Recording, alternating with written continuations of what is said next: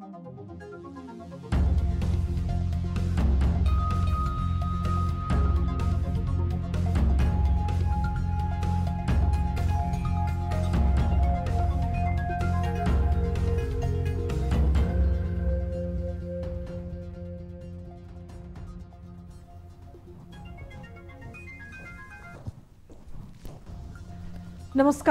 यो हो news 24 television बेलुकी 8 बजेको न्यूज बुलेटिनमा स्वागत छ। प्रतिनिधि सभा बैठक निरन्तर अवरुद्ध भएको छ। यदाकदा संसदबाट केही काम कारबाही भएको पनि छ। एमसीसी पारित पनि भयो, केही विधेयकहरू प्रस्तुत पनि भएका छन्। एमालेको अवरोधका बीच पनि सरकारका लागि प्रकृतिका कामहरू रोकिएका छैनन्, तर ती नगण्य मात्रामा छन्। रोकिएको त जनताका समस्याको उठान मात्र हो। आम नागरिकसँग प्रत्यक्ष सरकारका विषय संसदको मुद्दा बन्नै पाएनन्। सांसदहरूले सरकारलाई झकझकाउनै पाएका छैनन्। प्रतिनिधि सभाको कामै देखिएन। निरन्तरको अवरोध अब अन्त्यहीन जस्तो भएको छ। स्थिति जे भए पनि सांसदहरूको तलब भत्तामा खर्च भने पूर्ववत छ। कामै नगरी वा अल्प काम गरेर पुरै सेवा सुविधा लिनु नैतिक दृष्टिकोणले पनि अनुचित हुन्छ। प्रतिनिधि सभा अवरुद्ध गर्ने एमाले सांसदहरूले नियमित रूपमा बैठक भत्ता समेत बुझिरहेका छन्। उता यो स्थिति सृजना गराउने सत्ता पक्ष त सुविधाबाट वञ्चित रहने प्रश्नै उठ्दैन। देशले अराजकता होइन, सुव्यवस्था खोजेको हो। नागरिकले अस्थिरता होइन, स्थिरता चाहेका हुन्। जनअपेक्षा बुझेर प्रतिनिधि सभाको अवरोध हटाउन सत्ता र प्रमुख प्रतिपक्षको तदारुकता अपेक्षित छ। यता सरकारले नेपाली भूमि कुनै छिमेकी विरुद्ध प्रयोग हुन नदिने जनाएका छन्। एमसीसी अनुमोदनको सन्दर्भमा अनेकन प्रश्न उठिरहँदा सरकारले यस्तो धारणा सार्वजनिक गरेको हो।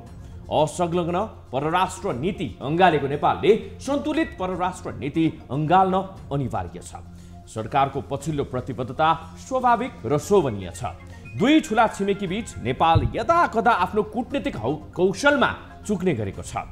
दुई छिमेकीसँग समदूरीको सम्बन्ध स्थापित हुनुपर्छ, तर कहिलेकाहीँ एक अर्कालाई गाडको रूपमा प्रस्तुत गर्दा छिमेकीसँगको सम्बन्धमा आशंका आउने गरेको छ।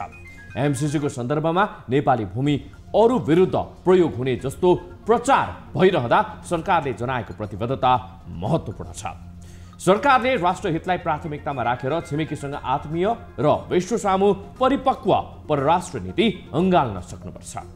अब न्यूजका हेडलाइन्स। एमालेको अवरोधका कारण संसदको नियमित काम कारबाही प्रभावित। बजेट र एमसीसी पारित भए पनि जनचासोका विधेयक भने अलपत्र। सत्ता पक्ष र प्रतिपक्षको आफ्नै तर्क। सत्ता पक्षको लागि गम्भीर विषय नै बनेको छ। एमसीसी अनुमोदन भएसँगै दलहरूको आन्तरिक विवाद सतहमा। कांग्रेस बाहेकका दलहरूको विवाद पेचिलो बन्दै दलीय विवादको असर राष्ट्रिय राजनीतिमा पर्न सक्ने आकलन।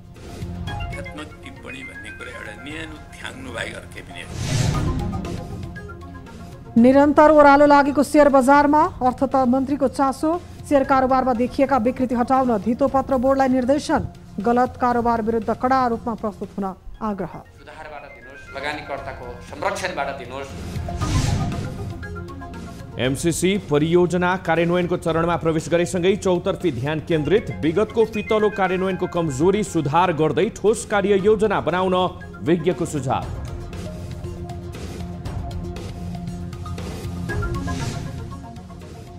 र रुसी विमानलाई अमेरिकी आकाशमा प्रतिबन्ध लगाउने निर्णय। रुसले युक्रेनमाथि हमलाको मूल्य चुकाउनु पर्ने राष्ट्रपति बाइडेनको चेतावनी।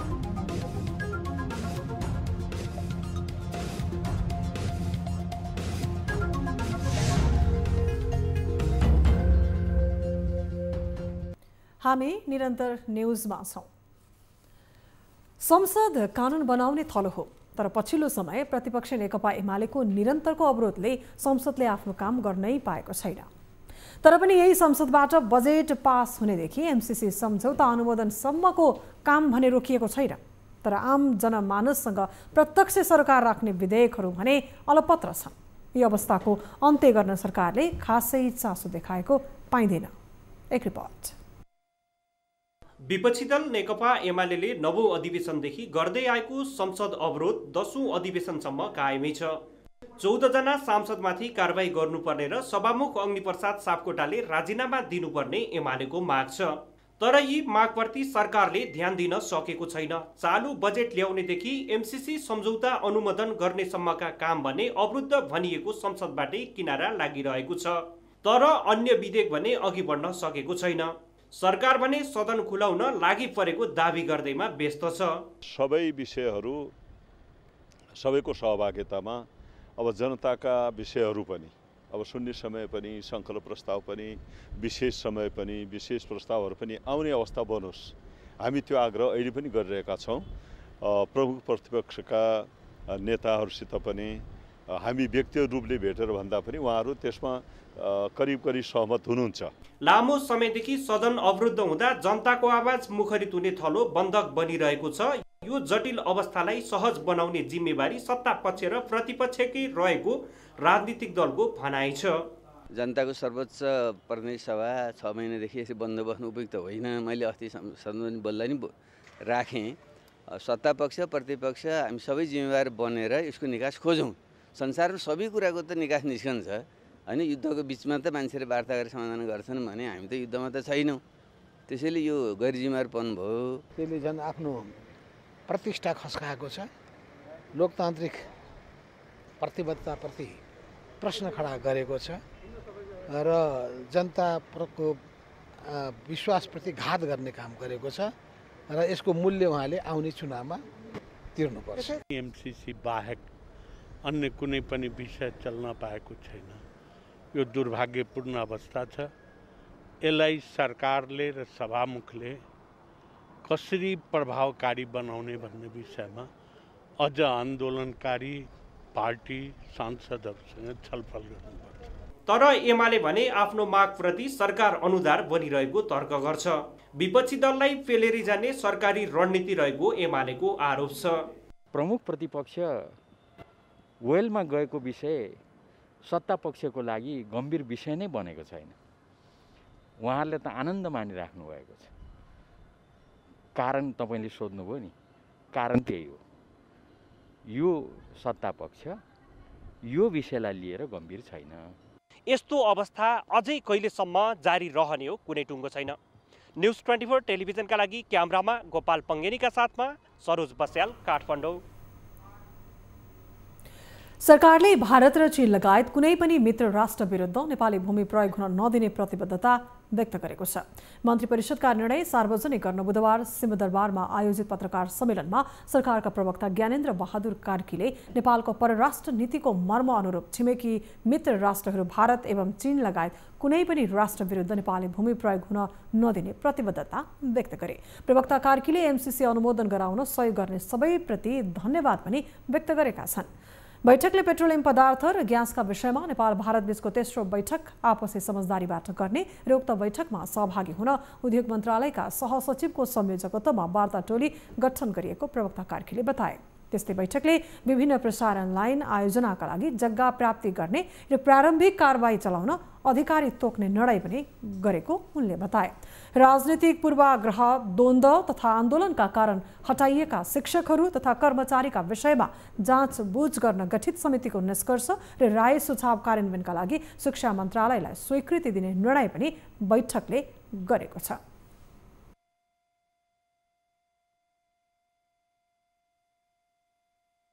पेट्रोलियम पदार्थ र ग्यासका विषयमा नेपाल भारत बीच joint working group in oil and gas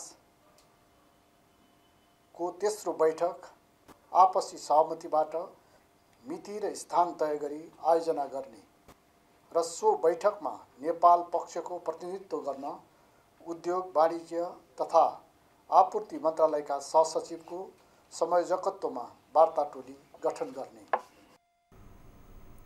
मन्त्री परिषदले राष्ट्रिय राजमार्ग छेउमा पेट्रोल, डिजेल तथा एलपी ग्यास फिलिङ स्टेसन स्थापना सम्बन्धी मापदण्ड भौतिक पूर्वाधार तथा यातायात मन्त्रालयले जानकारी गर्ने निर्णय गरेको छ। त्यस्तै रेडियोधर्मी नियमावली स्वीकृति गर्ने निर्णय पनि बैठकले गरेको छ। संसदबाट एमसीसी बहुमतले अनुमोदन भइसकेको छ। तर यो सम्झौता किनारा लागे पनि दलहरूमा भने यसको बाछिटा देखियो। यो सिलसिला सत्तासीन दलदेखि प्रतिपक्षी दलसम्म पुगेको छ। कांग्रेस बाहेक दलहरूलाई एमसीसीले विभाजित बनाएकाले यसको असर राष्ट्रिय राजनीतिमा कसरी पर्छ भन्ने प्रश्न पेचिलो बनेको छ। एक रिपोर्ट। लामो समयको विवादपछि पेसिलो बनेको अमेरिकी सहयोग परियोजना एमसीसी किनारा लाग्यो। राजनीतिक दलहरूको अन्तर्विरोधको सपेटामा परेको यो सम्झौतामा दलहरूले समाधान पनि निकाले, तर एमसीसी अनुमोदनपछि पनि दलहरूको विवाद कम हुने अवस्था बनेको छैन। पार्टीभित्र एमसीसीमा फरक मत राख्ने नेताहरूलाई पेलेरै अनुमोदन गर्न अघि बढेपछि माओवादी केन्द्र, एकीकृत समाजवादी पार्टीभित्रका नेताहरू अहिले आक्रोशित बनेका छन्। एमसीसी व्याख्यात्मक घोषणासँगै संसदबाट पारित गर्न सत्ता गठबन्धनमा रहेका माओवादी केन्द्र अध्यक्ष पुष्पकमल दाहाल प्रचण्ड र एकीकृत समाजवादीका अध्यक्ष माधव कुमार नेपालले सहमति गरेका थिए। माओवादी केन्द्र र एकीकृत समाजवादी पार्टी सुरुदेखि नै एमसीसी सम्झौताको विपक्षमा उभिँदै आएको थियो। एमसीसी सम्झौताका केही शर्त संशोधन नगरी यथास्थितिमै स्वीकार नगर्ने पक्षमा उभिएका दलहरूले व्याख्यात्मक घोषणा गरेर स्वीकार गर्ने निष्कर्षमा पुगेको हो। तर यो प्रक्रियाले दलहरूभित्र असन्तुष्टि घट्ने छाड देखिएको छैन। व्याख्यात्मक टिप्पणी भन्ने कुरा एउटा न्यानो थ्याङ्नु बाहेक अरू केही पनि होइन। नेपालका नेताहरूलाई आनन्दपूर्वक सुतुन भनेर बनाइएको न्यानो थाङ्ना हो। त्यो थाङ्नामा अहिले साथीहरू सुत्नु भएको छ, त्यति मात्रै। माओवादी केन्द्र र एकीकृत समाजवादी पार्टी एमसीसीको मुद्दामा सडकदेखि सदनसम्म विभाजित थियो, तर अन्तिम समयमा नेतृत्वले सहमति गर्दै एमसीसी अनुमोदनमा पुगेको थियो। नेतृत्वले जनता र नेताको विश्वास तोडेपछि कार्यकर्ता मात्र होइन, नेताहरू पनि निराश भएका छन्। पार्टी अध्यक्षले पत्रकार सम्मेलनमा दिएको अभिव्यक्तिपछि विवाद झन बढेको छ। पार्टीमा फरक सोचहरू देखा परेका छन्। यो फरक सोचप्रति अध्यक्ष अलि असहिष्णु हुनुभयो। उहाँले पत्रकार सम्मेलन मार्फत जे कुरा भन्नुभयो, अझ धेरै चाहिँ व्यापक समेट्नुपर्ने, पार्टीभित्र ल्याएर समस्या समाधान गर्नुपर्ने ठाउँमा फरक सोच भएकाहरूले चाहिँ बाहेक गए पनि हुन्छ भन्ने ढङ्गले वामदेव कमरेडको दृष्टान्त दिँदै जुन खालका कुराकानी गर्नुभएको छ, त्यसले निश्चित रूपमा उहाँसँग चाहिँ यो अपेक्षा थिएन। माओवादीका थुप्रै नेता एमसीसीको विरोधमा उभिने लाइनमा थिए। त्यो सूचीमा देव गुरुङदेखि लीलामणि पोखरेलसम्मका थिए। नारायण काजी श्रेष्ठ त झन् अहिले सबैभन्दा बढी असन्तुष्टि पोखिरहेका छन्। यता नेकपा एमालेमा भीम रावलको विरोध कम भएको छैन। यसअघि एमसीसी पास हुँदा यी सबै विवाद किनारा लाग्ने अपेक्षा विपरीत दलहरूमा असन्तुष्टि चुलिएको छ। यसले राष्ट्रिय राजनीतिलाई कुन दिशामा लैजान्छ भन्ने विषयलाई समेत अन्यल बनाएको छ। न्युज 24 टेलिभिजनका लागि क्यामेरामा सुनिल गुरुङको साथमा टिभी जर्नलिस्ट राजन ढकालको रिपोर्ट। नेपाली कांग्रेसका नेता डाक्टर मिनेन्द्र रिजालले एमसीसी व्याख्यात्मक टिप्पणीले कुनै महत्त्व नराख्ने भनाइराखेका छन्। बुधबार विराटनगरमा सञ्चारकर्मीहरूसँग कुरा गर्दै नेता रिजालले एमसीसीबारे अनावश्यक विवाद र विचार आएकाले यसबारे स्पष्ट पारिएको प्रश्न पारे। यसअघि एमसीसी कम्प्याक्टमा भएकै विषयलाई व्याख्यात्मक टिप्पणी मार्फत सहज बनाइएको उनको भनाइ छ। लामो समयदेखि कम्युनिस्ट राजनीतिबाट आएका मानिसहरूलाई इज्जत जोगाउन र एमसीसीलाई गिजोल्ने बाटोबाट हिँडेकाले एमसीसी पारित गर्दाखेरि मैले केही त पाएँ भनेर भन्ने बाटो बनाउन लाग्यो। यसले अमेरिकालाई नयाँ दायित्व पनि सृजना गर्दैन। एमसीसीमा लेखा कुरा नलेखा कुरा यसमा लेखिया पनि केही पनि छैन। सञ्चारकर्मीले गरेको प्रश्नमा नेता रिजालले युग युगसम्म जाने भनेर नभई गठबन्धन केही निश्चित उद्देश्यले गरिएकाले निर्वाचनसम्म निरन्तरता नपाउने बताएका छन्। बागमती प्रदेशसभा बैठक फागुन 29 गतेका लागि आह्वान गरिएको छ। करिब 2.5 महिनादेखि बस्न नसकेको प्रदेशसभाको बैठक पुनः आह्वान गरिएको हो। प्रदेशसभा सचिवालयले बुधबार दिउँसो एक सूचना जारी गर्दै फागुन 29 गतेका लागि बैठक आह्वान गरेको हो। बैठक दिउँसो 1 बजेका लागि आह्वान गरिएको छ। यसअघि फागुन 16 गतेका लागि बोलाइएको बैठक प्रदेशसभा सचिवालयले अनिश्चितकालका लागि स्थगित भएको जनाएको थियो। सदनमा प्रमुख प्रतिपक्षी दल नेकपा एमालेको निरन्तरको अवरोधका कारण गत पुस 8 गतेदेखि प्रदेशसभाको बैठक बस्न सकेको छैन। गत फागुन 16 गतेका लागि आह्वान गरिएको बैठकमा पनि एमालेको अवरोध कायम रहने देखिएपछि अनिश्चितकालका लागि स्थगित भएको थियो।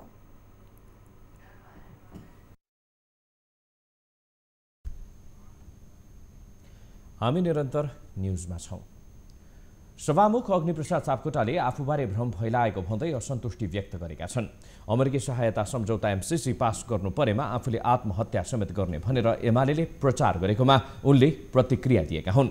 उनले सो कुरा पुष्टि गर्न चुनौती समेत दिएका छन्। सभामुख सापकोटाको नाम जोडेर भ्रम सृजना गर्ने र अफवाह फैलाउन खोजिएको भन्दै सभामुखको सचिवालयले विज्ञप्ति मार्फत त्यसको खण्डन गरेको हो। मंगलबार प्रमुख प्रतिपक्षी दल नेकपा एमाले संसदबाट अनुमोदन भएको एमसीसी सम्झौता तथा समसामयिक विषयमा जारी गरेको वक्तव्यमा सभामुख सापकोटामाथि आरोप लगाइएको थियो। वक्तव्यको बुदा नम्बर 3 मा सभामुख सापकोटाले एमसीसी सम्झौता पारित भए आत्महत्या गर्ने अभिव्यक्ति दिएको उल्लेख छ। आफ्नो वक्तव्यमा एमाले सभामुखको व्यवहार पदीय कर्तव्यको पालना भन्दा पनि दल विशेषको आज्ञा पालन जस्तो देखिएको उल्लेख गरेको छ। मोरङ कारागारका कैदीबन्दीहरूले आफूहरूलाई कानुनी ज्ञान नहुँदा झुटो मुद्दामा सजायमा फसाइएको र उचित न्याय नपाएको गुनासो गरेका छन्। कैदीबन्दीहरूलाई नयाँ कानुनी व्यवस्थाबारे जानकारी दिन तथा न्याय निरूपणमा देखिएको समस्या र गुनासो सुन्न आयोजित न्यायिक शिविरमा कैदीबन्दीहरूले सो कुरा बताएका हुन्। उच्च अदालत विराटनगरले आयोजना गरेको सो शिविरमा केही कैदीबन्दीहरूले आफूहरूलाई झुटो मुद्दामा फसाइएको भन्दै उचित न्यायका लागि याचना गरेका छन्। मलाई राम्रोसँग न्याय पाइएको छैन। अहिले म पूर्वपक्षका लागि जिल्ला अदालतले मलाई यहाँ विगत 7 महिनादेखि हालेको छ। शिविरमा उच्च अदालत विराटनगरका मुख्य न्यायाधीश तेलप्रसाद श्रेष्ठले न्याय निसाफमा भएका कमी कमजोरी र गुनासोलाई प्रत्यक्ष सुनेर आवश्यक पहल गरिने पनि बताएका छन्। छुट्ने बेला भइसक्यो, पुनरावेदन दिएको सुनवाई भएको छैन। त्यस्तो छ भने पनि राख्नुहोस्, यहाँको त्यस्तो समस्या छ भने पनि राख्नुहोस्। शिविरमा अदालतले कैदीहरूलाई दिने निःशुल्क कानुनी व्यवस्था लगायत विभिन्न मुद्दाहरूबारे नयाँ कानुनी व्यवस्थाको बारेमा जानकारी दिइनेछ। न्यायिक शिविरमा 5 जना अदालतका कर्मचारीहरूले 3 दिनसम्म कैदीबन्दीका गुनासो लिखित रूपमै संलग्न गरिने पनि बताइएको छ। अर्थमन्त्री जनार्दन शर्माले कतैबाट नेपाल धितोपत्र बोर्डका नवनियुक्त अध्यक्ष रमेश कुमार हमाल प्रभावकारी काम गर्न निर्देशन दिएका छन्। बुधबार अर्थ मन्त्रालयमा पुँजी बजार सम्बन्धी छलफल कार्यक्रममा अर्थमन्त्री शर्माले पुँजी बजारको शिक्षा सहितको सुरक्षित कारोबार गर्न आवश्यक नीति तयार गर्न सरकार रहेको भन्दै दबावमा नपरी काम गर्न निर्देशन दिएका हुन्। त्यस्तै उनले इन्ट्राडे कारोबार र सापटी लिएर पनि शेयर खरिद बिक्री गर्न पाउने व्यवस्था गर्न नेपाल स्टक एक्सचेन्जलाई निर्देशन दिए। शर्माले नेपालमा अझै पनि सेटिङमा शेयर कारोबार र इनसाइडर ट्रेडिङ हावी भएको भन्दै यसलाई रोक्नुपर्ने उनको भनाइ छ। हाल शेयर बजारमा 11 लाख सक्रिय लगानीकर्ता र 50 लाख बढी डीम्याट खाता होल्डर रहेको भन्दै अर्थमन्त्री शर्माले लगानीकर्ताको हितका लागि पुँजी बजार विकास गर्नु आजको आवश्यकता रहेको पनि बताएका थिए। यो अर्थ मन्त्रालयले यहाँ यसो गरेर अथवा मन्त्रीले यसो गर्यो भन्ने कुरा म सुन्न चाहन्न। त्यो मन्त्रीको जिम्मेवारी पनि होइन। त्यसको जवाब त्यहीबाट सुधारबाट दिनुस्, सुधारबाट दिनुस्, लगानीकर्ताको संरक्षणबाट दिनुस्, उनीहरूलाई सहजीकरण गर्ने कुराबाट दिनुस्। कार्यक्रममा नेपाल धितोपत्र बोर्डका अध्यक्ष रमेश कुमार हमालले धितोपत्र ऐनलाई समय सापेक्ष बनाउनु पर्ने बताए। केही कानुनमा सुधार गरेर पुँजी बजारको विकासका लागि बोर्डले काम गर्ने उनको भनाइ छ। उनले आफ्नै भवन आवश्यक भएको भन्दै सूचना प्रविधिको बलियो प्रणाली बनाउन जरुरी रहेको पनि विचार समेत राखे। सेभनमा हामी एउटा अटोमेटेड मार्केट सर्वेलेन्स सिस्टम जसलाई हामी एफएसएस भन्छौँ, त्यो चाहिँ हामीले यसको प्रोक्योरमेन्ट, यसको इन्स्टलेसन, यसको कमिसनिङ र त्यसलाई चाहिने हाम्रो ह्युमन रिसोर्स डेभलपमेन्ट र एक्सपर्टिज, आइटीको एक्सपर्टिज हामीले तुरुन्तै हाम्रो इन हाउस हामीलाई चाहिएको छ। त्यस्तै हमालले बजारमा हुन सक्ने चलखेल बुझ्न अटोमेटिक प्रणालीको विकास गर्नुपर्ने पनि उल्लेख गरेका थिए। न्यूनतम पारिश्रमिक निर्धारण समितिले पत्रकारको न्यूनतम तलब वृद्धिको सिफारिस सहितको श्रमजीवी पत्रकार कर्मचारी एवं कामदारको पारिश्रमिक पुनरावलोकन सिफारिस प्रतिवेदन 2078 सरकारलाई बुझाएको छ। बुधबार सिंहदरबारमा समितिका अध्यक्ष राजेन्द्र अर्यालले सञ्चार मन्त्री ज्ञानेन्द्र बहादुर कार्कीलाई प्रतिवेदन बुझाउँदै राष्ट्रिय मिडियाका लागि श्रमजीवी पत्रकारको न्यूनतम तलब मापन वृद्धि गर्न सिफारिस गरेको हो।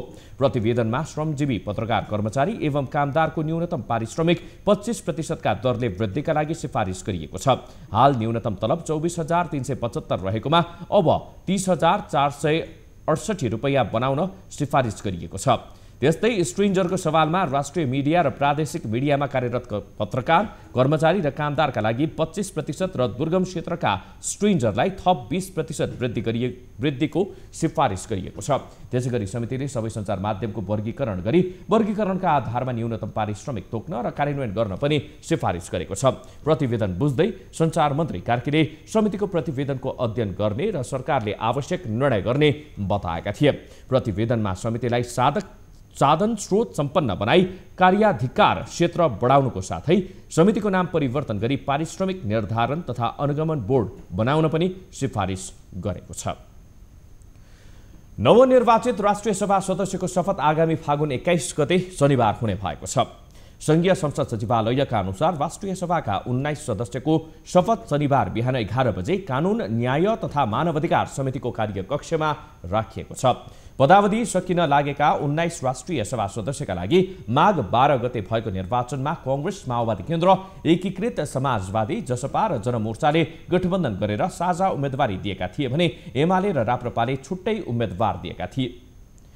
साथै प्रदेशमा भएको मतदानबाट 19 जना राष्ट्रिय सभा सदस्य थपिएका हुन्। महिलाबाट 7, दलितबाट 3, अपाङ्गता भएका व्यक्ति वा अल्पसंख्यकबाट 2 र अन्य समूहबाट 7 जना सदस्य निर्वाचित भएका हुन्। निर्वाचित सदस्यहरूको कार्यकाल 6 वर्षको हुनेछ। मंगलबार बेलुकासम्ममा 303 जना नेपालीले युक्रेन छोडेको परराष्ट्र मन्त्रालयले जनाएको छ। प्रवक्ता सेवा लम्सालका अनुसार हालसम्म 303 जनाले युक्रेन छोडेको आधिकारिक जानकारी मन्त्रालयमा आएको बताइएको छ। युक्रेनबाट बाहिरिने क्रममा केही नेपाली अलपत्र परेको खबर आएकोले उनीहरूलाई जर्मनीमा रहेको नेपाली दूतावासमा सम्पर्क गर्न सरकारले आग्रह गरेको छ। रुसले युक्रेनको राजधानी कीव सहित पूर्वी क्षेत्रमा आक्रमण बढाएपछि त्यस ठाउँमा रहेका नेपाली सुरक्षित ठाउँको खोजीमा छन्। युक्रेन छोड्नेको संख्या योभन्दा केही बढी हुन सक्ने सम्भावना रहे पनि औपचारिक जानकारी आइसकेको छैन। युक्रेनबाट सबैभन्दा धेरै पोल्यान्ड पुगेका छन्। हालसम्म 232 नेपाली पोल्यान्ड पुगिसकेको बताइएको छ भने 39 जना स्लोभाकिया, 9 जना हंगेरी र 23 जना रोमानिया पुगिसकेको प्रवक्ता लम्सालले बताएका छन्। युक्रेनमा रहेका नेपाली अझै बाहिरिने पर्खाइमा रहेका छन्। न्युजहरू अझै बाँकी छन्। अब पालो लाइफ बोय हात धुने ब्रेकको।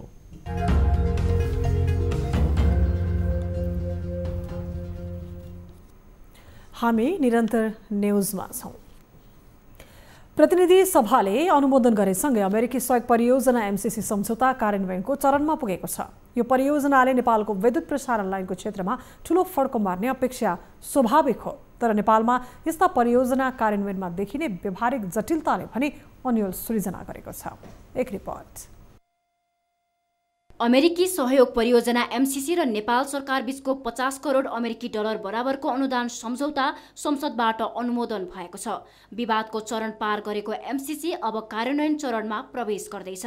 तर यसअघिका सम्झौताहरूको कार्यान्वयनमा देखिएका जटिलताको अनुभवका कारण अब पनि त्यही समस्या दोहोरिने जोखिम कायमै छ।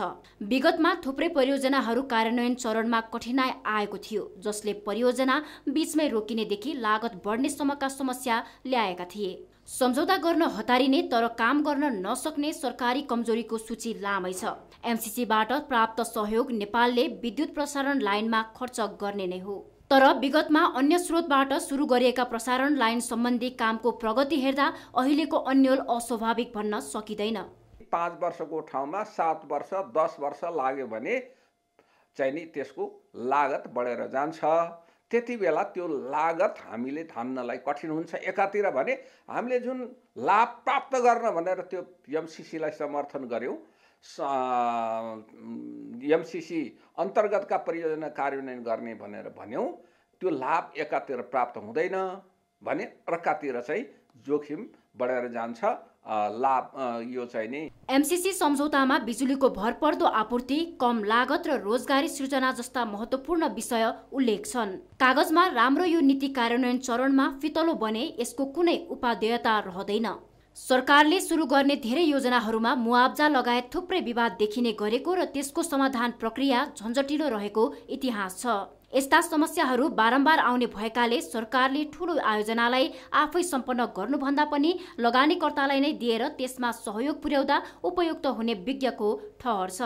प्रोक्योरमेन्टका केही जिम्माहरू चाहिँ नि मिलेनियम कर्पोरेसनलाई नै दियो भने पनि छिटो हुनसक्छ। तर हामी आफैले जिम्मा लिन्छौँ र गर्ने हो भने चाहिँ नि 5 वर्षमा निश्चित रूपमा पनि हामीले सक्नेवाला छैनौँ। हाम्रो क्षमता नै छैन त्यसरी सक्नेवाला। र जति चाहिँ नि एम्बिसियस प्रोजेक्ट्सहरू छ, पैसा चाहिँ नि एम्बिसियस होइन, पैसा चाहिँ नि यो असाध्य थोरै हो, मामुली हो। तर यसमा भएका परियोजना महत्त्वपूर्ण पनि एम्बिसियस पनि छन्। त्यसले गर्दा त्यो परिपूर्ति गर्न सक्ने क्षमता चाहिँ नि हुँदैन। यस परियोजनामा अमेरिकी लगानी मात्रै छैन, नेपालले पनि 13 करोड डलर खर्च गर्नुपर्नेछ। ठूलो धनराशिको लगानी भएको यो आयोजना पूरा हुँदा पक्कै पनि नेपालको समग्र विकासमा सहयोग पुग्नेछ। तर कार्यान्वयनमा देखिने विगतको समस्या नदोहोरियोस् भन्ने तर्फ सचेत हुनै पर्छ। तोकिएको 5 वर्षभित्रै यी योजना पूरा कसरी गर्ने भन्ने तर्फ ठोस योजना बनाउने तर्फ सरकारले विशेष ध्यान दिनै पर्छ। न्यूज 24 टेलिभिजनका लागि क्यामेरामा गोपाल पङ्गेनीका साथ टिभी जर्नलिस्ट खगेश्वरी कार्कीको रिपोर्ट। मध्य प्रदेशको राजधानी जनकपुर धाममा पैदल यात्रुलाई हिँड्न निकै सकस पर्छ। कारण अवैध रूपमा फुटपाथमा नै कब्जा गरी बनाइएका व्यावसायिक संरचनाहरू। यसले जानकी जन्मभूमिको ऐतिहासिक सहर जनकपुरलाई नै कुरूप समेत बनाएको छ। एक रिपोर्ट। यो दृश्य मध्य प्रदेशको राजधानी जनकपुर धामको सडकको हो, जहाँ पैदल यात्रु हिँड्ने फुटपाथमा पसल राखिएका छन्। यसले दुर्घटनाको जोखिम त बढाएको छ नै, एउटा सांस्कृतिक र ऐतिहासिक रूपमा अन्तर्राष्ट्रिय स्तरमा पहिचान बनाएको सहरको छवि नै धुम्मिल ल्याएको छ। सडक फुटपाथमा भएका छाप्राले जानकी मन्दिरको दर्शन गर्न आउने दर्शनार्थीहरूमाझ कस्तो छवि बनाउला भन्नेतर्फ सरकारको ध्यान जान सकेको छैन। पैदल यात्रु आवत जावत गर्ने फुटपाथमा राखिएका छाप्राहरू तत्काल व्यवस्थापन हुनुपर्ने स्थानीयको माग छ।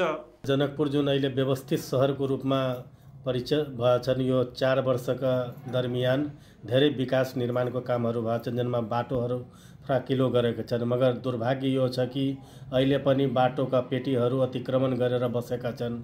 यो सहरको आध्यात्मिक वर्णन गरेका छौँ, वालहरूमा मिथिला पेन्टिङ गरेर होस् अथवा अन्य कुनै प्रतिभा प्रदर्शित गरेर होस्, त्योबाट पनि यहाँ आउने चाहिँ पर्यटकहरू वञ्चित हुने गरेका छन् र त्यो हामी हेराउन सकेका छैनौँ, बल्कि सहरलाई कुरूप बनाएर यिनीहरूले राखेका छ। जनकपुर धामको सौन्दर्यीकरणका लागि 12 बिघा विवाह मण्डप लगायतका पर्खालमा मिथिला पेन्टिङ गरिएको थियो। त्यो जनकपुर धाममा आउने पर्यटकहरूको सेल्फी पोइन्टको रूपमा विकसित हुँदै थियो। तर व्यापारीहरूले त्यो मिथिला पेन्टिङ छोपेर पसल सञ्चालन गर्दै आएका छन्। फुटपाथमा व्यवसाय सञ्चालन गर्ने अधिकांश भारतीयहरू रहेका छन्, तर कतिपयले आफूलाई जनकपुर धामको विभिन्न वडाका बासिन्दा रहेको दाबी गर्दै आएका छन्।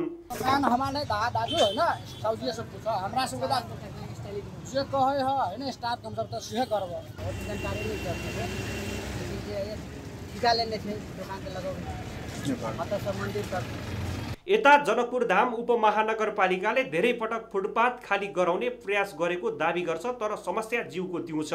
पैदल यात्रुका लागि बनाइएको फुटपाथ नै अतिक्रमण भएपछि अहिले सवारी जामको समस्या समेत बढिरहेको छ। जनकपुर प्रदेशको राजधानी समेत भएकाले यसतर्फ प्रदेश सरकारको पनि ध्यान जान जरुरी छ। न्यूज 24 टेलिभिजनका लागि धनुषाबाट टिभी जर्नलिस्ट सञ्जीव कुमार झाको रिपोर्ट। वैदेशिक रोजगारी गएर फर्केका उनीहरूलाई स्वदेशमा अब के गर्ने भन्ने अन्य रहन्छ। तर झापाका युवाहरू भने रोजगारी नपाए पनि निराश भने छैनन्। उनीहरू आफ्नै पहलमा स्वरोजगार बन्न चाहँदै उत्साह कायमै राखेका हुन्। यहाँका युवाहरूले अटो रिक्सा चलाएर आत्मनिर्भरताको बाटो रोजेका छन्। एक रिपोर्ट। वैदेशिक रोजगारीप्रति युवाहरू आकर्षित हुनु स्वाभाविक हो। पर्याप्त कमाई हुने भएकाले पनि अधिकांश युवाहरू विदेश जान लालायित हुन्छन्। तर विदेश जाने नाममा लाखौं खर्च गर्नुपर्ने र सोच अनुसारको आम्दानी नहुने अवस्थाप्रति खासै ध्यान दिएको हुँदैन। दिनरात मेहनत गर्दा समेत लगानी उठाउन धौधौ हुने अवस्था थुप्रैको छ। यही तथ्यलाई मनन गर्दै झापाका युवाहरूले अटो रिक्सा चलाएर कमाईको बाटो पहिल्याएका छन्। बेरोजगार युवाले सुरु गरेको यो अभियानमा विदेश गएर फर्किएकाहरूले पनि साथ दिएका छन्। उनीहरू काम सानो वा ठूलो नहुने भन्दै अटो रिक्सालाई रोजगारको माध्यम बनाउन लागि परेका हुन्। विदेशमा धेरै दुःख गरेर पनि जोगाउन कठिन हुने तर स्वदेशमा मेहनत गरे अनुसार कमाउन सकिने उनीहरूको अनुभव छ। 7 वर्ष विदेश बसेर आइयो, अर्काको खटनमा काम गरेर आइयो, वहाँ पनि त्यही जस्तो कमाइ हुन्थ्यो। यहाँ आएर पनि अहिले आफै थालिएछ, अटो किन्ने छ एउटा, अटो किनेर पनि उही खाडीकै जस्तो कमाइ भइरहेको छ। राम्रै छ, घर परिवारसँग बसेर एकदम आफ्नो मर्जीले हिँड्न पाइएको छ। गाउँदेखि शहरसम्म, सुगमदेखि दुर्गमसम्म जताततै चलाउन सहज हुने भएका कारण पनि अटो रिक्साप्रति युवाको आकर्षण बढ्दै गएको हो। तर कोरोनाको जोखिम तथा बारम्बार पेट्रोलियम पदार्थको मूल्य वृद्धिका कारण आफूहरू मारमा पर्दै गएको उनीहरू बताउँछन्। पहिला त राम्रै थियो, ठिकै थियो होइन। पहिला अब नयाँमा अब राम्रै थियो, कमाइ हुन्छ होला जस्तो लागेको थियो, कमाइ पनि भइरहेको थियो। अहिले अब लकडाउन कारणले गर्दाखेरि अलिअलि गडबड भइरहेको छ अनि पेट्रोल पनि अब भाउ बढेको छ। त्यही कारणले गर्दाखेरि अहिले अलिकति सुस्त मनस्थितिमा चलिरहेको छ। विदेशमा भनेको अर्काको खटनमा होइन, सक्दा नसक्दा बिमारी पर्दा पनि म काममा जानै पर्ने अवस्था आउँथ्यो। यो भनेको आफ्नो व्यवसाय हो, टेम्पूको व्यवसाय होइन। अब यसमा चाहिँ इच्छा लागे आउने हो, नलागे नआउने। जिल्ला ट्राफिक प्रहरी कार्यालय झापाले पनि अटो चालकहरूलाई लाइसेन्सको सम्बन्धीमा सहजता ल्याउने कार्यक्रम अघि बढाएको छ। साथै जिल्लाका 400 बढीलाई चालक अनुमति पत्र दिइसकेको जिल्ला ट्राफिक प्रहरी कार्यालय झापाका प्रमुख प्रहरी निरीक्षक निमेश चापागाई बताउँछन्। ट्राफिक व्यवस्थापनमा चुनौती त अवश्य थपिएको नै छ, तर हामीले चाहिँ विभिन्न स्थानमा टेम्पो पार्कहरू, स्ट्यान्डहरू बनाएर र पार्किङको व्यवस्था गरेर हामीले चाहिँ यसको व्यवस्थापन गरेका छौँ र अटो चालक, ई रिक्सा चालकहरूलाई बेला बेलामा हामीले प्रशिक्षणहरू दिएर चाहिँ दुर्घटना न्यूनीकरण सम्बन्धी हामीले अभियान पनि थालेका छौँ। युवाहरू स्वतस्फूर्त रूपमा यस्ता काममा लाग्दा सम्बन्धित निकायले उनीहरूलाई प्रोत्साहन दिनुपर्छ। राज्यले सबैलाई रोजगार दिन नसक्ने भएकाले यी र यस्ता स्वरोजगारको अभियानलाई बढावा दिन सके बेरोजगारी समस्या कम हुने सहयोग पुग्न सक्छ। न्युज 24 टेलिभिजनका लागि झापाबाट टिभी जर्नलिस्ट युवराज आचार्यको रिपोर्ट। हामी निरन्तर न्युजमा छौँ। पोखरा महानगरपालिकामा बर्ड फ्लू भेटिएको छ। पोखरा महानगरपालिका 15 का खुशीमान गुरुङ र पोखराका 17 खेमबहादुर छेत्रीले पालेको कुखुरामा बर्ड फ्लू पुष्टि भएको हो। उक्त क्षेत्रमा अहिले संक्रमण रोकथामको लागि विभिन्न काम भइरहेको बर्ड फ्लू रोग नियन्त्रण कक्षको सञ्चार अधिकृत ग्रीष्म न्यौपानेले जानकारी दिए। न्यौपानेका अनुसार अहिले संक्रमण देखिएको खोरकाल र त्यस क्षेत्रका कुखुरा र पक्षी नष्ट गर्ने काम भइरहेको छ। बर्ड फ्लू पुष्टि भएका खोरमा 42 दिनसम्म पक्षी पाल्न नपाउने र देखिएको केही क्षेत्रमा सिल गरिएको छ। सिल क्षेत्रमा 10 दिनसम्म कुखुरा ओसार पसार गर्न बन्देज लगाइएको छ। अब हेल्थ न्युज।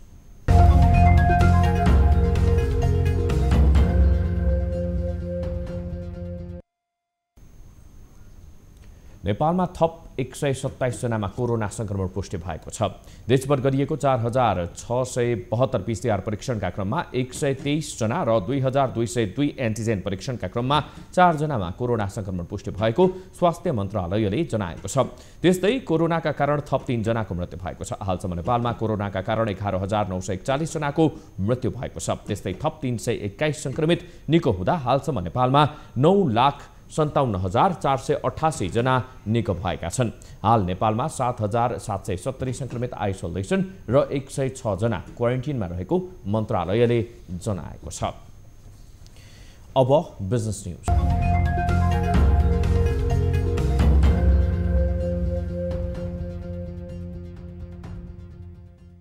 पछिल्लो समय निरन्तर रूपमा गिरावट आएको नेप्से परिसूचक बुधबार पनि उच्च अङ्कले घटेको छ। बुधबार नेप्से परिसूचक 63.98 अङ्क घटेर 2546.60 बिन्दुमा झरेको छ। त्यस्तै सेन्सिटिभ इन्डेक्स 11.52 अङ्क, फ्लोट इन्डेक्स 4.37 अङ्क र सेन्सिटिभ फ्लोट इन्डेक्समा 3.61 अङ्कले गिरावट आएको छ। बुधबार कारोबारमा आएका 228 कम्पनीको 76,52,000 किता शेयर 3 अर्ब 62 करोड 11 लाख रुपैयाँ बराबरको खरिद बिक्री भएको छ। कारोबारमा आएका 212 कम्पनीको शेयर मूल्य घटेको छ भने 6 कम्पनीको मात्र शेयर मूल्य बढेको छ। बुधबार नेप्सेका 13वटै उपसमूहको परिसूचक राताम्य बनेका छन्, जसमध्ये वित्त उपसमूहको परिसूचक सबैभन्दा बढी 3.65% बढेको छ। त्यस्तै विकास बैंक, लगानी, जीवन बीमा उत्पादन तथा प्रशोधन जलविद्युत उपसमूहको परिसूचक 3% भन्दा बढी घटेको छ। लघुवित्त, निर्जीवन बीमा, अन्य र व्यापार उपसमूहको परिसूचक 2% भन्दा बढी घटेको छ।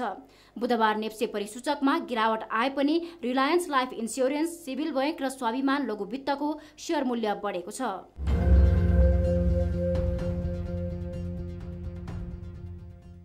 जलविद्युतको बजार एवं व्यापार विस्तारका लागि हिमालयन हाइड्रो एक्सपोको आयोजना हुने भएको छ। बुधबार काठमाडौँमा पत्रकार सम्मेलन गरी चैत 18 गतेदेखि 20 गतेसम्म भ्रिकुटी मण्डपमा तेस्रो संस्करणको एक्सपो आयोजना गर्न लागेको हो। स्वतन्त्र ऊर्जा उत्पादकहरूको संस्था नेपाल र एक्सपो एन्ड इभेन्ट म्यानेजमेन्टले संयुक्त रूपमा गर्न लागेको हो।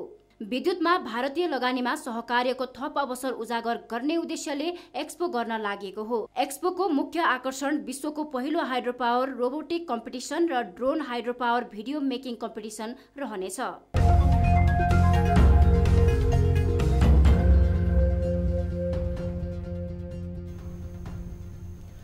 नेपालमा पछिल्लो समय मृगौला रोगीहरूको संख्या बढेको छ। मृगौलामा पत्थरी सबै उमेर समूहका व्यक्तिलाई देखा पर्ने गरेको चिकित्सकहरू बताउँछन्। विपन्न वर्गका परिवारका व्यक्तिहरू पत्थरीको उपचार गर्न नसकेर ठूलो समस्यामा पर्ने गरेका छन्। पछिल्लो समयमा मृगौला पत्थरीको आधुनिक उपचार प्रविधिको विकासले बिरामीहरू लाभान्वित हुन थालेका छन्। एक रिपोर्ट। महँगो उपचार गर्न नसकेर समस्यामा परेका विपन्न परिवारलाई लक्षित गरेर खड्गी इन्स्टिच्युट अफ इन्डो युरोलोजीले आधुनिक प्रविधिको सेवा सञ्चालनमा ल्याएको हो। हरेक उमेर समूहका महिला तथा पुरुषमा देखिने पत्थरीको उपचार आधुनिक प्रविधिबाट गर्न सकिने हुँदा सबै खालका व्यक्तिहरू लाभान्वित हुन सक्ने चिकित्सकहरू बताउँछन्। इन्स्टिच्युटले आरुस लाइफस्टाइल हस्पिटल र नेपाल रेड क्रिएसेन्ट अफ कुवेतको सहकार्यमा निशुल्क शल्यक्रिया शिविर सञ्चालनमा ल्याएको हो। मृगौलामा पत्थरी हुने धेरै कारण भएसँगै उपचार पद्धति पनि फरक फरक प्रचलनमा आएका छन्। यसको उपचार पछिल्लो दिनमा अझ सहज र सरल हुन थालेको छ। खड्की इन्स्टिच्युट विपन्न वर्गलाई लक्षित गरेर मिनी पिसिनल प्रविधि उपचार सेवा दिएको छ। अत्याधुनिक मेसिनद्वारा बिना चिरफार पत्थरी निकाल्न सकिने यो प्रविधिले बिरामीलाई सजिलो हुने उनीहरू बताउँछन्। पिसाबको थैली, नली र किडनीको पत्थरी बिना अपरेसन मेसिनको सहयोगले निकाल्न सकिनेछ। पत्थरी भएको ठाउँमा सानो पाल पारेर त्यहाँ भएको ढुङ्गा फुटाएर बाहिर निकाल्न सकिनेछ। यो पद्धतिबाट गर्दाखेरि इट्स कम्प्लिटली पेनलेस। बिरामीलाई कुनै दुखाइ हुँदैन। हामी हाफ मात्रै अनकन्सियस बनाउँछौँ, पुरा बेहोस पनि गर्दैनौँ र त्यसो भएर यो सेफ पनि छ। कम्प्लिकेसन रेट भने जम्मा 7 to 8% हो। त्यसो भएर यसमा खासै आँकिनु पर्ने त्यस्तो छैन। त्यसरी काउन्सिलिङ गर्छौँ। लामो समयदेखि उपचार नपाएर समस्यामा परेका र महँगो उपचारबाट हैरानी खेपेका बिरामीहरूले निशुल्क स्वास्थ्य सेवा पाएपछि खुसी भएका छन्। त्यति दुखाइ पनि छैन। त्यो गर्ने बेला मलाई सबै कुरा थाहा छ। चिरफार अलिक ठुलो होला भनेर सोचेको थिएँ। त्यति साह्रो चाहिँ नहुँदो रहेछ। तपाईँको त्यो पछाडि त्यो के अरे इन्जेक्सन हालेपछि खासै कम्फर्टै भयो। अब आँखाले सब देखियो होइन, त्यति साह्रो गाह्रो केही पनि भएन।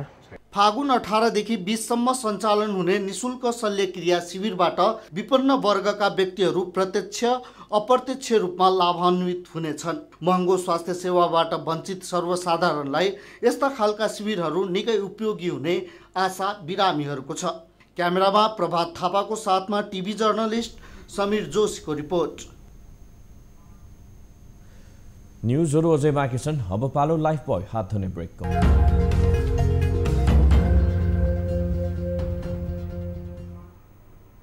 हामी निरन्तर न्युजमा छौँ। अब स्पोर्ट्स न्युज।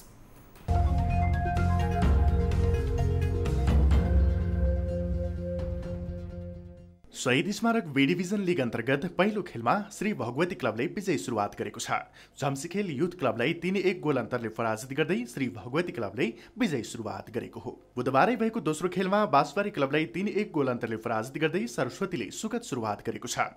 सुरुवाती 1 गोलको अग्रता उल्टाएर सरस्वतीले जित हात पारेको हो।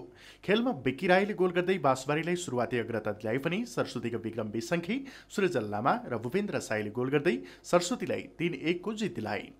यस्तै बुधबारै भएको तेस्रो खेलमा बोइज युनियन क्लबले वीरगञ्ज युनाइटेडलाई 1-0 गोल अन्तरले हराएको छ। बोइजलाई जित दिलाउन मिलन निम्बुले निर्णायक गोल गरे। जितसँगै बोइजले 3 अङ्क जोडेको छ। 7औं संस्करणको Nepal Pakistan friendship T20 cricket प्रतियोगितामा पाकिस्तान दूतावास क्रिकेट क्लबले एसके क्रिकेट क्लबलाई हराउँदै विजयी सुरुवात गरेको छ। टस जितेर ब्याटिङ रोजेको पाकिस्तान दूतावास क्रिकेट क्लबले निर्धारित 20 ओभरमा 8 विकेट गुमाउँदै 217 रनको विशाल योगफल तयार पारेको थियो। 218 रनको विजय लक्ष्यसहित जवाफी ब्याटिङमा उत्रेको एसके क्रिकेट क्लबले 18.5 ओभरमा अल आउट हुँदै 160 रन मात्रै बनाउन सक्यो। फागुन 26 गतेसम्म सञ्चालन हुने प्रतियोगितामा कुल 12 टोलीको सहभागिता रहेको छ। 23औं संस्करणको बुढासुब्बा गोल्ड कप प्रतियोगिता आगामी चैत्र 26 गतेदेखि वैशाख 3 गतेसम्म हुने भएको छ। धरान 16 स्थित रङ्गशालामा हुने प्रतियोगितामा आयोजक सहित 8वटा टिमले प्रतिस्पर्धा गर्नेछन्। प्रतियोगिताको विजेताले नगद ट्रफीसँगै 10 लाख र उपविजेताले नगद 5 लाख पाउनेछन्। प्रतियोगिताको उत्कृष्ट खेलाडीले नगद 1,50,000, प्रत्येक खेलको म्यान अफ द म्याचले 10,000 नगद, सर्वाधिक गोलकर्ताले नगद 20,000 र उत्कृष्ट डिफेन्स, उत्कृष्ट गोलकिपर, उत्कृष्ट मिडफिल्डर, यस्तै उत्कृष्ट स्ट्राइकर तथा उत्कृष्ट प्रशिक्षकले जनही नगद 15,000 रुपियाँ पुरस्कार पाउने बताइएको छ। बहिरौँमा जारी रूपन्देही सुपर लिग अन्तर्गत बुधबारको खेलमा शङ्करनगरले बुटबल राइनोजलाई 26 रनले पराजित गरेको छ। सिद्धार्थ क्रिकेट रङ्गशालामा टस जितेर ब्याटिङ गरेको शङ्करनगरले निर्धारित 50 ओभरको खेलमा 47 ओभर 4 बलमा सबै विकेट गुमाउँदै 212 रनको योगफल तयार पार्यो। 213 रनको विजय लक्ष्य पछ्याएको बुटबल राइनोज 49 ओभर 1 बलमा अल आउट हुँदै 186 रनमै समेटिँदा हार बिहोर्यो। बिहिबार शङ्करनगर क्रिकेट क्लब र गोलपार्क क्रिकेट क्लब बीच प्रतिस्पर्धा हुनेछ।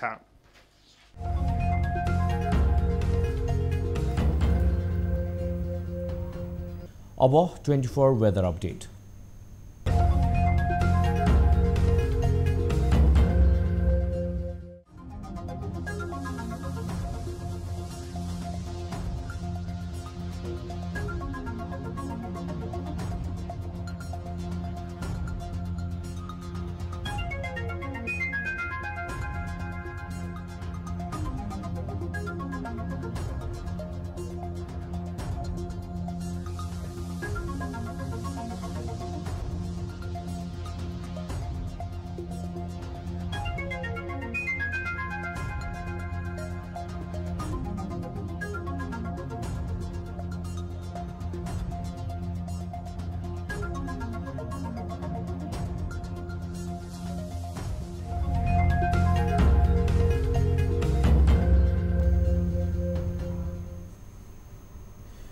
न्यूजको अन्त्यमा पुनः हेडलाइन्स।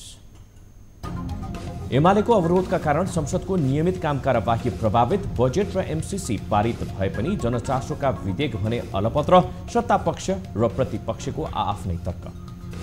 सत्तापक्षको लागि गम्भीर विषय नै बनेको छ। एमसीसी अनुमोदन भएसँगै दलहरूको आन्तरिक वाद सतहमा, कांग्रेस बाहेकका दलहरूको विवाद पेचिलो बन्दै दलीय विवादको असर राष्ट्रिय राजनीतिमा पर्न सक्ने आंकलन।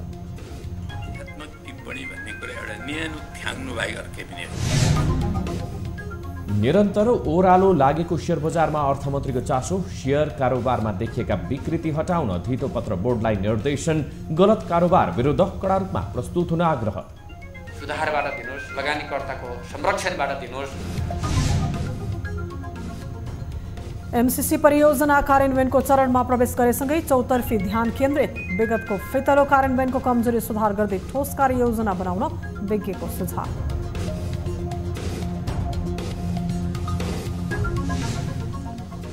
र रुसी विमानलाई अमेरिकी आकाशमा प्रतिबन्ध लगाउने निर्णय, रुसले युक्रेनमाथि हमलाको मूल्य चुकाउनु पर्ने, राष्ट्रपति बाइडेनको चेतावनी।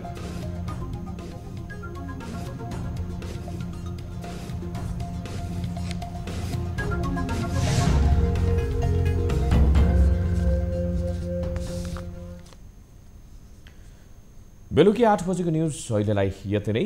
ताली र गालीका लागि हामीले सोधेको प्रश्न, एमसीसी पारित नहुँदासम्म मौन रहेको नेकपा एमालेले अहिले आएर 12 बुँदे व्याख्यात्मक घोषणालाई लाज छोप्ने टालोको उपमा दिनु शोभनीय छ भन्नेले तालीमा, छैन भन्नेले गालीमा भोट गर्नुहोला। हाम्रो पात्रको एपमा गएर ताली र गालीका लागि भोट गर्न सक्नुहुनेछ।